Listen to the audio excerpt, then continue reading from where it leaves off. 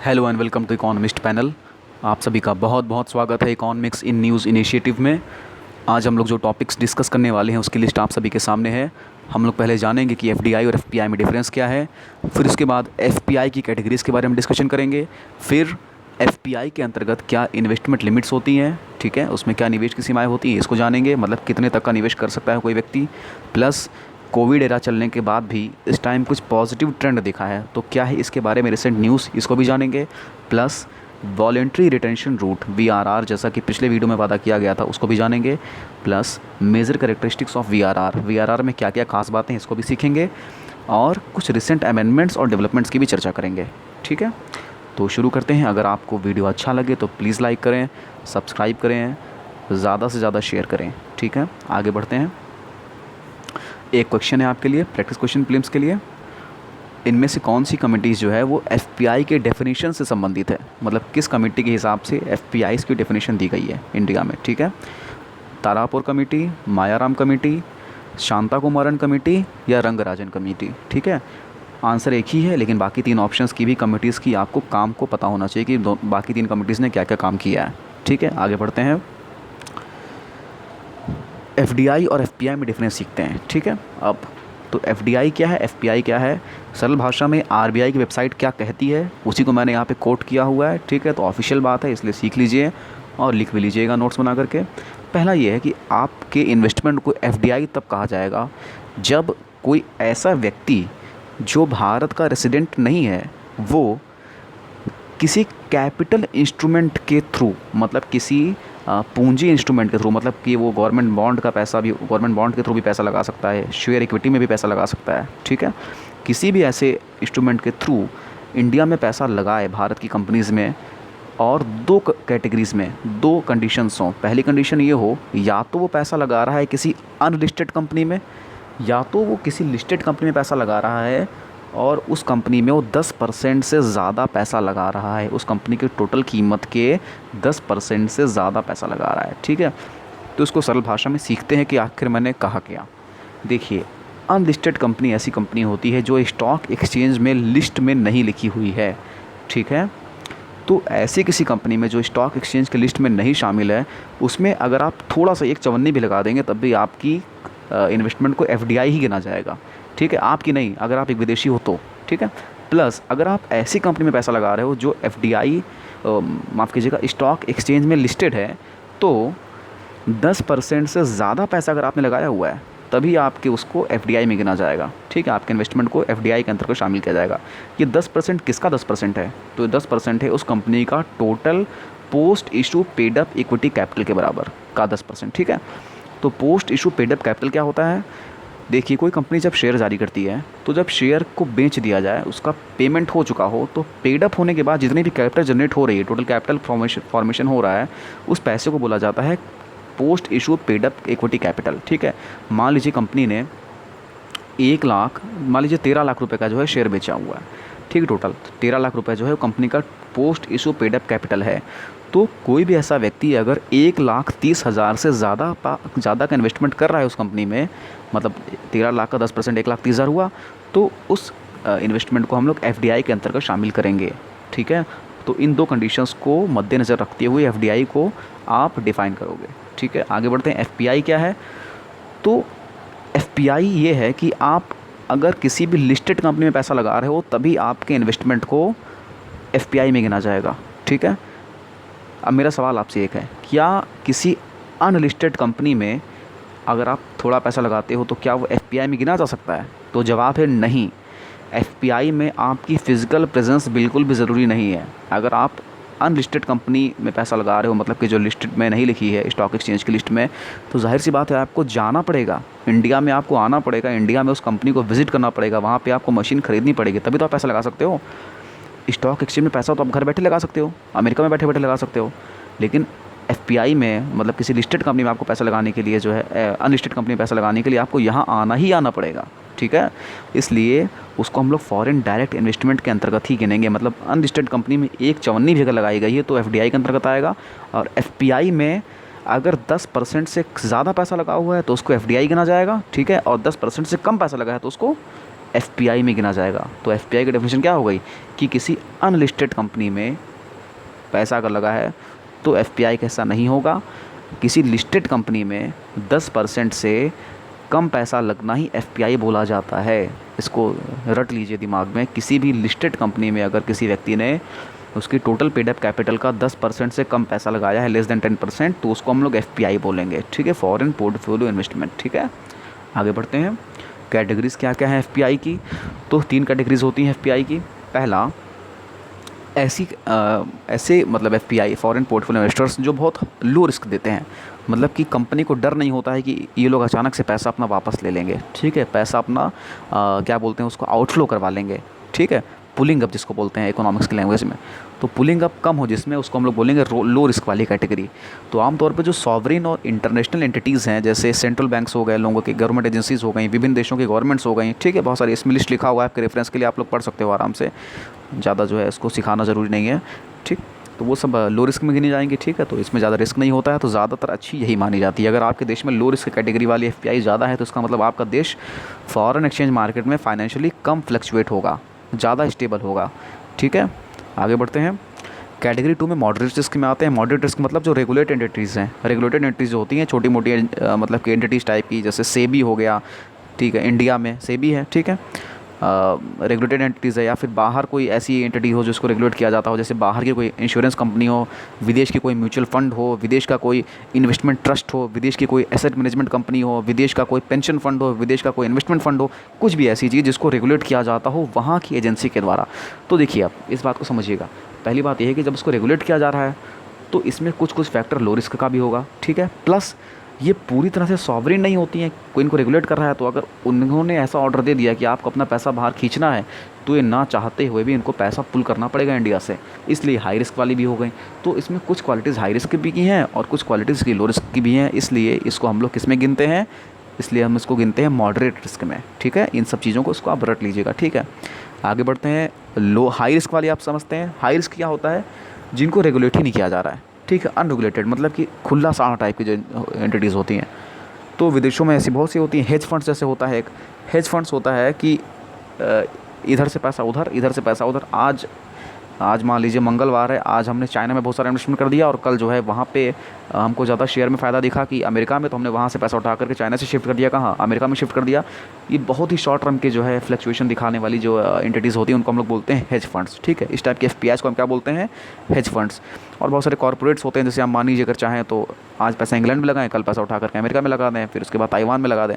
ठीक है, ऐसा होता रहता है, तो इन सबको हाई रिस्क माना जाता है, इससे देश में बहुत ज़्यादा फ्लक्चुएशन होता है। अब इस कहानी से आप लोग एक चीज़ समझ पा रहे होंगे कि क्या हम लोग अच्छा मानेंगे? हम लोग अच्छा तब मानेंगे जब लो रिस्क हो। ठीक है, मतलब हर देश ये चाहेगा कि उसके देश में जो एफपीआई आए, फॉरेन पोर्टफोलियो इन्वेस्टमेंट आए, वो लो रिस्क वाला हो। मतलब कि इससे क्या फ़ायदा होगा देश को? इससे ये फ़ायदा होगा देश को कि आपका देश इकोनॉमिकली फ्लक्चुएट कम होगा। ऐसा नहीं होगा कि आपके देश में आज बहुत सारा पैसा आ गया और कल बहुत सारा पैसा चला गया, तब तो आप कहीं के नहीं रहेंगे। ठीक है, इसलिए सरकार हमेशा ये कोशिश में लगी रहती है कि देश में कैसा पैसा आए, लो रिस्क वाला हो, हाई टाइम तक टिकने वाला हो, ड्यूरेबल पैसा हो। ठीक है, ओके, आगे बढ़ते हैं। अब इन्वेस्टमेंट लिमिट्स क्या हैं? तो एक इन्वेस्टमेंट लिमिट्स आपको पहले से जाहिर हो गई है कि भैया एक इंडिविजुअल आदमी जो है वो 10% से ज़्यादा पैसा लगा नहीं सकता है। ठीक है, एक कंपनी में एक इंडिविजुअल होल्डिंग्स जो है 10% से ज़्यादा नहीं हो सकती। अगर 10% ज़्यादा होगा तो उसमें किस में गिना जाएगा? उसको गिना जाएगा फॉरेन डायरेक्ट इन्वेस्टमेंट के अंतर्गत। ओके, प्लस अगर सारी एफपीआईज़ जो है वो मिला ली जाएँ। ठीक है, एक कंपनी की हम लोग बात करें, मान लो हम लोग बात कर रहे हैं रिलायंस की।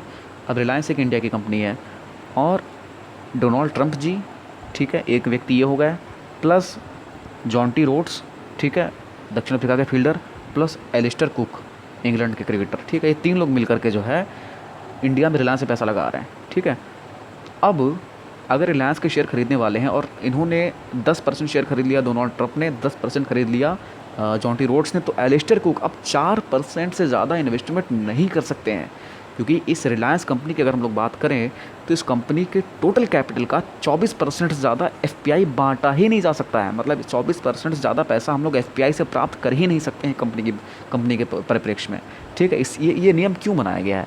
ये नियम इसलिए बनाया गया है क्योंकि अगर आप पूरा कंपनी एफपीआई के भरोसे पे छोड़ दोगे कि हाँ 80% 90% पैसा जो एफपीआई का है, और बाई चांस अगर शेयर मार्केट में थोड़ा सा उतार चढ़ाव हुआ और सारा एफपीआई का पैसा बाहर चला गया, जैसे इस टाइम हो रहा है कोविड-19 के टाइम, बहुत सारा पैसा बाहर जा रहा है, ठीक है। तो आपकी कंपनी सड़क पे आ जाएगी रातों रात, देश इकोनॉमिकली वीक हो जाएगा। इसलिए ऐसा नियम बनाया गया है कि आप सारा एफपीआई का पैसा मिला करके भी 24% की लिमिट को क्रॉस नहीं करना चाहिए। लेकिन अभी जल्दी ही न्यूज़ आई थी कि अगर आरबीआई ऐसा इंटीमेशन दिखाए, प्रायर इंटीमेशन प्लस जो जनरल बॉडी है कंपनी की वो एक स्पेशल रिजोल्यूशन पेश करे, प्लस बोर्ड ऑफ डायरेक्टर्स जो है कंपनी का बीओडी जो है वो एक रिजोल्यूशन पेश करे, इस केस में कोई इंडियन कंपनी इस 24% की लिमिट को इंक्रीज़ कर सकती है, ठीक है। आगे बढ़ते हैं। एक बात और हुई थी मार्च 2020, अभी जल्दी की न्यूज़ है, अभी आपको बता दूं कि जो है आरबीआई ने फॉरेन पोर्टफोलियो इन्वेस्टमेंट जो है उसकी लिमिट को बढ़ा के 15% कर दिया है। किस केस में? कॉर्पोरेट बॉन्ड्स के केस में, ठीक है। जो 10% की लिमिट है वो कॉर्पोरेट बॉन्ड्स, स्पेशली याद रखिएगा, ठीक है। कॉर्पोरेट बॉन्ड्स के केस में 15% हो गई है, ठीक है। आगे अभी एक पॉजिटिव खबर आई है इंडिया में। पॉजिटिव खबर ये है कि 9,000 करोड़ रुपए जो है इंडिया की इक्विटी मार्केट में इन्फ्यूज़ किया गया है एफपीआई के तहत, ठीक है। मतलब बाहर के विदेशों ने कुछ भारत में विश्वास जताया है। ये विश्वास बहुत ज़्यादा नहीं है, इसलिए मैं ऐसा कह रहा हूँ क्योंकि अप्रैल और मार्च मिला करके हमारे देश से करीब 68,000 करोड़ रुपया एफपीआई का बाहर चला गया है। उसकी पुलिंग हो गई है क्योंकि देश में लगा सबको कि इंडिया सही से संभाल नहीं पा रहा है स्थितियाँ, ऐसा लोगों को लगा होगा, हालांकि संभाल तो पा रहा है और उन्होंने पैसा अपना सारा वापस खींच लिया, ठीक है, 68,000 करोड़। लेकिन मई में जो है अभी तक की 9,000 करोड़ रुपए जो आ चुका है क्योंकि मोदी जी ने थोड़ा सा वैश्विक परिदृश्य में भारत को अच्छी तरीके से पेश करने का काम किया है मई के महीने में जितनी भी प्रेस कॉन्फ्रेंसेज हुई उसके दौरान, ठीक है। आगे बढ़ते हैं हम लोग। हाँ, डेप्ट मार्केट जो है, बॉन्ड मार्केट जो है, बॉन्ड मार्केट में मतलब कि जो पैसा लगता है डेप्ट मार्केट में, इक्विटी मार्केट में तो पैसा हमको 9,000 करोड़ का फ़ायदा हुआ है, ठीक है। लेकिन जो बॉन्ड मार्केट है जिसमें बॉन्ड में एफपीआईज इन्वेस्टमेंट करते हैं उसमें आउटफ्लो देखने को मिला है 20,000 करोड़ रुपये का। मई के महीने में 20,000 करोड़ का आउटफ्लो देखने को हमको मिला है। तो टोटल आउटफ्लो जो हो गया है बॉन्ड मार्केट का कितना हो गया है? 1,02,371 करोड़ जनवरी से लेकर मई तक का, ठीक है। डाटा इंपॉर्टेंट नहीं है, ट्रेंड इंपॉर्टेंट, ठीक है। ट्रेंड आप समझिएगा, ओके। आगे वीआरआर क्या होता है, जैसा कि वादा था वीआरआर के बारे में बताऊंगा आपको, ठीक है। वॉलंटरी रिटेंशन रूल, ये क्या है समझिए बात को। अभी हम लोग इस कहानी पे चर्चा कर रहे थे कि हर देश चाहता है कि उसके देश में एफपीआई जो भी है वो लॉन्ग टर्म के लिए टिके, ठीक है, लॉन्ग टर्म के लिए टिके और अच्छे से टिके, ठीक है, लो रिस्क वाला हो। तो हेज फंड्स टाइप के जो लोग हैं, जो आज यहाँ कल वहाँ, ठीक है, इस टाइप के लोग हैं, ये कभी भी बॉन्ड मार्केट में पैसा लगाने के लिए नहीं सोचते हैं। उनको लगता है अगर बॉन्ड में मैंने पैसा लगा दिया तो मुझे एक फ़िक्स टाइम तक मैच्योरिटी का इंतजार करना पड़ेगा और उस इंतज़ार में हम ज़्यादा जो है फ़ायदा नहीं उठा पाएंगे इधर से उधर का, ठीक है। इसलिए सरकार ने ये सोचा है कि अगर बॉन्ड मार्केट के एफपीआईज़ को हम लोग प्रमोट कर दें किसी तरह, ठीक है, तो हमारे देश की एफपीआई लो रिस्क जोन में जा सकती है, ओके। इसलिए सरकार ने किया क्या, सरकार ने 1 मार्च 2019 को एक स्कीम लॉन्च की जिसका नाम था वीआरआर। इसमें क्या किया सरकार ने, अब एक एफपीआई जो है वो वॉलंटरली, मतलब जो फॉरेन पोर्टफोलियो इन्वेस्टर है वो वॉलंटरली मतलब अपनी इच्छा से ये जाहिर करना चाहे कि मैं 3 साल के लिए मिनिमम 3 साल के लिए इस देश में पैसा लगाना चाहता हूँ, तो सरकार उसको बहुत सारी छूटें प्रदान करती है, बहुत सारी चीज़ें प्रदान करती है उसको। कुछ चीज़ों में उसको रीपर्चेज ऑप्शन दिया जाता है, ठीक है, मतलब रेपो का ऑप्शन दिया जाता है, अपनी इक्विटीज़ को वो सेकेंडरी मार्केट में भी बेच सकता है दोबारा, ठीक है, बहुत सारी चीज़ें होती हैं, ठीक है। तो मतलब बहुत सारा फ़ायदा होता है। प्लस सरकार का फ़ायदा है, सरकार का फ़ायदा ये है कि सरकार को ये निश्चिंतता हो जाती है, निश्चित हो जाती है, सरकार चिंता से मुक्त हो जाती है कि अब मेरे देश में पैसा टिकेगा एफपीआई से आने वाला, ठीक है। अगर बॉन्ड मार्केट में कोई पैसा इन्वेस्ट कर रहा है, प्लस वो खुद से ये कह रहा है कि मैं 3 साल के लिए पैसा लगाऊंगा ही लगाऊंगा, 3 साल से पहले वापस नहीं जाऊंगा घर लौट करके, तो इसका मतलब है देश जो है निश्चिंत हो सकता है इकोनॉमिकली, ओके। तो हुआ क्या है, 1 मार्च को लॉन्ग टर्म इन्वेस्टमेंट के लिए स्कीम लॉन्च की गई थी। कब लॉन्च की गई थी? 1 मार्च 2019 को। एफपीआई इन्वेस्टमेंट इन डेप्ट मार्केट्स, ठीक है, एफपीआई जो डेप्ट मार्केट में इन्वेस्टमेंट करते हैं इसके तहत, प्लस वो ये कहते हैं कि वो एक रिक्वायर्ड मिनिमम परसेंटेज, मतलब कि अपने जितना भी इन्वेस्टमेंट वो कर रहे हैं इस वीआरआर के तहत उसका कुछ निश्चित परसेंटेज है। निश्चित परसेंटेज कितना है? 75% याद रखिएगा, ठीक है। 75% जो है वो 3 साल के लिए बचा के रखेंगे ही रखेंगे इंडिया में। वो 75% पैसा जो है वो इंडिया से बाहर नहीं ले जाएंगे, ओके। मतलब अगर कोई व्यक्ति जो है वो 100 करोड़ रुपया इंडिया में ला रहा है तो 75 करोड़ रुपया जो है वो 3 साल के अंतर्गत वापस नहीं ले जाएगा। भले 25 करोड़ ले जाना पड़ेगा उसको, लेकिन 75 करोड़ जो है उसको टच नहीं करेगा। इसको अमेंड भी किया गया 23 जनवरी को, अभी जल्दी अमेंड किया गया था, ठीक है। तो उसका अमेंडमेंट क्या हुआ ये भी आपको कैरेक्टरिस्टिक्स में बता दिया जाएगा, ठीक है। अभी ये पैसा कहाँ का लगाया जा सकता है? ये पैसा लगाया जा सकता है बच्चों गवर्नमेंट सिक्योरिटीज़ में, जीसेक्स में, ट्रेजरी बिल्स में, स्टेट डेवलपमेंट लोन्स में, ठीक है। आपके रेफरेंस के लिए देखिए मैंने दे दिया है, इसको आप पढ़ सकते हैं चाहे तो, ठीक है, नोट कर लीजिएगा। पीसीएस वगैरह में आ सकता है, आईएएस में तो नहीं पूछा जाएगा, ठीक है। और आगे बढ़ते हैं जल्दी से, कैरेक्टरिस्टिक्स की बात करते हैं, ठीक है। क्या क्या खासियत है वीआरआर की। पहली बात तो मैंने आपको बताई थी कि आपको total committed portfolio size CPS committed portfolio size जितना भी आपने पैसा लगाया है इंडिया में उसका 75% आपको 3 साल के लिए मिनिमम रखना ही रखना पड़ेगा। पहली तो क्वालिटी ये हो गई। प्लस दूसरी क्वालिटी, आपको एक ऑक्शन में भाग लेना होगा। उस ऑक्शन में आप जो है जितना भी ऑक्शन का मूल्य है, मान लीजिए सरकार जो है 10,000 करोड़ रुपए का बॉन्ड मार्केट का ऑक्शन करती है, ठीक है। कितने रुपए का? 10,000 करोड़ रुपए का सरकार एक ऑक्शन रखती है, नीलामी टाइप की जो है फंक्शन करती है, ठीक। हलवाई वगैरह बुलाए जाते हैं और एक फंक्शन टाइप का होता है, ठीक। उसमें क्या होता है, बहुत सारे लोग आते हैं, 10 मान लीजिए इन्वेस्टर्स आते हैं। अब जब इन्वेस्टमेंट ऑक्शन स्टार्ट होगा तो कोई भी इन्वेस्टर 10,000 करोड़ का 50% मतलब 5,000 करोड़ रुपए से ज़्यादा का बोली नहीं लगा सकता है। ये भी याद रखिएगा, ये भी एक ख़ास बात है। मतलब अगर एक इन्वेस्टर स्पेशली चाहे कि मैं 10,000 करोड़ रुपए का 10,000 का ख़रीद लूँ, पूरा 10,000 जो है मैं ही रख लूँ, ठीक है, उसमें इन्वेस्टमेंट मैं ही कर दूँ उतने बॉन्ड में, तो ऐसा पॉसिबल नहीं है। इसकी लिमिट क्या है? 50% लिमिट है, ठीक है। याद रखिएगा, मैं सिर्फ वैसे फैक्ट्स आपको बता रहा हूँ जो पेपर के लिए इंपॉर्टेंट है, ठीक है। बिना मतलब की बात बताने के लिए बहुत बताई जा सकती है, लेकिन सिर्फ काम की बात बता रहे हैं, ठीक है। आगे बढ़ते हैं। हाँ, एक बात और है, अगर आपने जनरल इन्वेस्टमेंट लिमिट जो होती है, मतलब कि जो है GIL जो होती है, मतलब FPI जो होते हैं नॉर्मली GIL के तहत इन्वेस्टमेंट करते हैं, ठीक है। VRR तो अभी आया है ना, FPI जो इन्वेस्टमेंट करते हैं वो GIL के तहत करते हैं। नॉर्मली जो लिमिट चल रही है आपकी 10% वाली जो है और 24% वाली, उसके तहत इन्वेस्टमेंट करते हैं। तो अगर ये भी इसके कैरेक्टरिस्टिक्स है कि अगर कोई FPI चाहे, कोई इन्वेस्टर चाहे कि वो अपने जनरल इन्वेस्टमेंट को भी कन्वर्ट करवाना चाहे VRR में, तो ये भी अलाउ है। ओके, आगे बढ़ते हैं। हाँ, अगर कोई ऑनलाइन अप्लाई करना चाहे विदेश से बैठे बैठे कि आने का उसका मन ना हो, ठीक है, तो CIL clearing corporation of India limited के तहत कर सकता है, ठीक है। आगे बढ़ते हैं। हाँ, ये चीज़ ध्यान देने वाली है। इस टाइम लिमिट क्या है, इंडिया ने कितना प्लान किया हुआ है कि कितने रुपए का वो जो है डेप्ट मार्केट को बेचेगी, मतलब डेप्ट मार्केट की नीलामी करवाएगी और विदेश से VRR के तहत पैसा लेगी। तो उसकी लिमिट पहले थी 75 करोड़ रुपीज़, ठीक है। इस 75 करोड़ रुपीज़ में 40,000 करोड़ रुपए था गवर्नमेंट बॉन्ड्स के लिए और 35,000 करोड़ रुपए फिक्स था कॉर्पोरेट बॉन्ड्स के लिए, ठीक है। VRR फॉर CORP जिसको बोलते हैं, VRR CORP जिसका शॉर्ट फॉर्म है कॉर्पोरेट्स, VRR कॉर्पोरेट्स, और गवर्नमेंट का शॉर्ट फॉर्म क्या है, VRR GOV, ठीक है।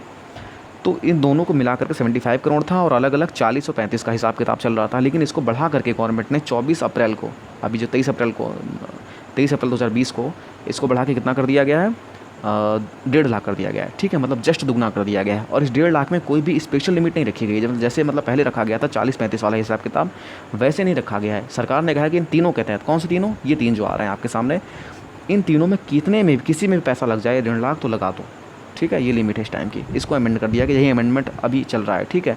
आगे बढ़ते हैं। रिसेंट डेवलपमेंट्स क्या हुआ है, एकदम अभी जो हुआ है 22 मई को जो हुआ है वो क्या हुआ है, कोविड के टाइम में देखा जा रहा था कि 75% जो है पैसा लगाने वाला सिस्टम जो था कि 75% आप, एक रूल आप समझ लो। पहले रूल ये था, एक तो ये था कि आपको 75% पैसा जो है वो 3 साल के लिए रखना होगा, ठीक है। ओके, कंफ्यूज मत होइएगा, बहुत बड़ी बात है क्योंकि है। दूसरी बात यह है कि आपने अगर जैसे ही इक्विटी मार्केट में आके नीलामी में आकर के अपनी बोली लगा दी है, उस दिन से लेकर के आपको अपने टोटल इन्वेस्टमेंट का 75% हिस्सा जो है उसको इन्वेस्ट कर देना है 3 महीने के अंदर। ये रूल होता है। मतलब अगर ऐसा नहीं कि आप जो है बोली लगा के चले आए और घर में बैठे हुए कह रहे लड़की की शादी हो जाएगी तब इन्वेस्टमेंट करेंगे आकर के, ठीक है, ये नहीं कर सकते हो आप, ठीक है। आपको 3 महीने के अंदर अपना पैसा लगाना ही लगाना पड़ेगा भैया, क्योंकि बाकी का नुकसान कर रहे हो ना अगर ऐसा करोगे तो, ठीक है। इस रूल को थोड़ा सा अमेंड किया गया है 22 मई को, और क्या कर दिया गया है, 3 महीने और बढ़ा दिया गया है, ठीक है। जो 3 महीने का रूल था इसको और बढ़ा दिया गया, 6 महीने कर दिया गया। मतलब क्योंकि देखा जा रहा था लोगों में, विदेशों में, मतलब कि ऐसी माहौल चल रहा है। अब अमेरिका में भैया जान नहीं बच रही है तो इन्वेस्टमेंट कौन करने आएगा, ठीक है। लोगों को अपनी जान की पहले फिक्र है, तो उसको इन्वेस्टमेंट को बढ़ा के कितना कर दिया गया, इस लिमिट को बढ़ा करके 6 महीना कर दिया गया है, ठीक है। तो यही था आज का लेक्चर, ठीक है। शेयर ज़रूर करिएगा, सब्सक्राइब प्लीज़ कर लीजिए इस चैनल को, क्योंकि आप लोग सब्सक्राइब कर ही नहीं रहे हैं। 81% जो मेरे वीडियो देखने वाले लोग हैं वो मेरे सब्सक्राइबर्स नहीं है। मैंने डाटा देखा अपना, मैं चौंक गया एकदम, ठीक है। सब्सक्राइब करिए, शेयर करिए, ठीक है। Thank you very much.